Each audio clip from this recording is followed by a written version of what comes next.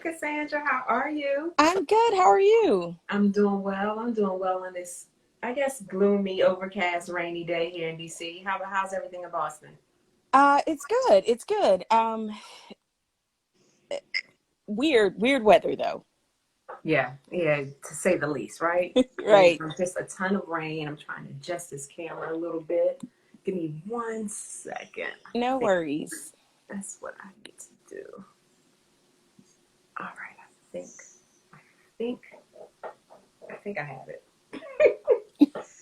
Well, you I look great. Well, thank you. So do you. So do you. I feel like it needs to be a tiny bit higher, but let's see. Can I work something real quick? Give me 1 second. Oh, I know. I'll put that up here. All right, Cassandra, bear with me for 1 second. I No thought worries. I adjusted the way I I wanted. wanted to say hi to Therese. I can see that she's on with Black Culinary. Oh, is she? And Chef Leisha, my friend that I don't even know yet, but she's my bestie. Wonderful. Wonderful. Hello, everyone. Hello, everyone. Thank you for bearing with me as I tried to get myself situated. And I am beyond excited to have Cassandra Loftlin here today. Like I just can't wait to dive into your story. I mean, you've done so much from being a private chef to working on cruise ships to being an environmental educator to like all of these things. But your story, like the crux of your story, it feels as though it kind of like has a beginning, like everything starts somewhere, right? Usually Right. you're going through a difficult time or maybe going through a joyous time, and we just have these epiphanies about ourselves and have these realizations, and then we just kind of move to act on those. And your story is definitely doesn't shy from that. It is powerful, and I just want to welcome you here today on Folk and Palate Live. So thank Well, you. thank you for having me. I know we've talked on and off over a year or two, so it's great to finally sit down and be able to talk one on one. Well, I had to lock you down because and the only reason I was able to lock you down is because, unfortunately, or fortunately, because of Corona. COVID. No, correct, because we have been trying to do this for quite some time. But again, I'm just so happy and honored to have you here today. So we're gonna go ahead. I'm just waving to everyone. Hello, everyone. Thanks for joining us today. You are tuning in to Tinja Young. I'm with Folk and Palette and Cassandra Loftlin, and we're about to dive into her story. Let's So go. let's go. So I don't know if we should start like right around, we're going to take this back, kind of like the 2007. Okay, okay, we're going all the way back. All right, let's go. We're going kind of all the way back because that's kind of where I see, and correct me if I'm wrong, that's kind of where I see this shift, or where you began to see and really make this shift in your life because of other things that were going on.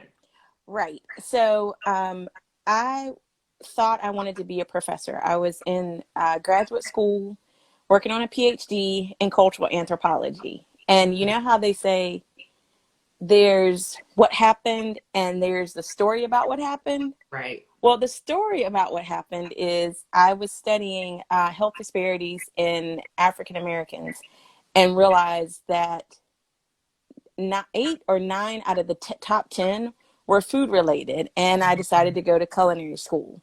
Okay, that's the story about what happened, and that is partially true. Mm-hmm. But the backstory on that is, I had a complete meltdown, like a life meltdown. And I will tell anyone, culinary saved me. I mean, it literally saved me from the pit of depression.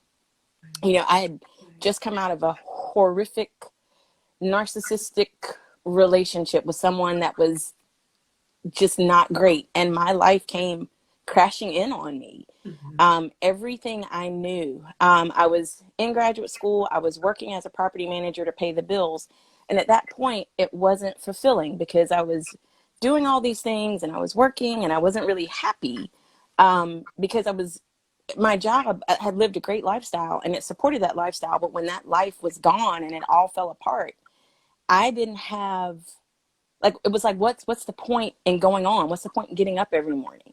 Wow. Yeah.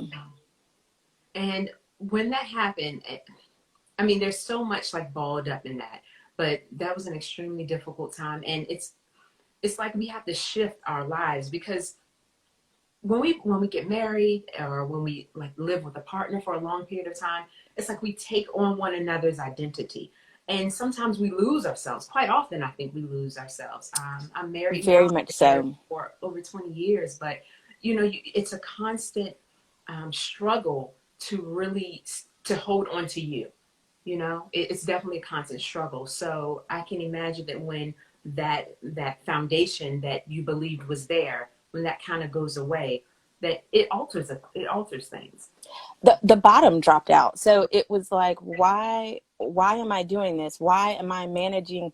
I didn't start out managing being a property manager, but I had been a Mm-hmm. property manager for since 2003, and it was a great way to pay the bills. I worked 8 to 5, could go to night classes. It was great. Mm-hmm. The longer I stayed in it, the more I moved on to bigger properties, and just kind of was there in this holding pattern, but again was making a salary that allowed me to live this life that I enjoyed. But then when that was gone, it was like, what's the purpose? And I've shared this with you. Mm-hmm. Depression comes at you hard and fast. And it was to the point I would get to work, working in Atlanta, you leave about an hour early. I would get to work about an hour early, and I would sit in the car and I'd be listening to the radio, and I'd have to give myself this pep talk like, okay, we got to go in, we got to go into work. And, one more song. I'm going to listen to this one more song. And every day it got later and later. And then I would call into the office and say, hey, if anybody's looking for me, I'm outside in the car. Just, my staff knew, yeah, she's outside in the car. They didn't know what was going on. They just knew, well, for whatever reason, she's here. She's just not in the office. Mm-hmm. And it got harder and harder to get out of the car. And one morning I just couldn't do it anymore. Like, I could not get out of the car. Like, it was like 11 a.m. and I'm still sitting in the car.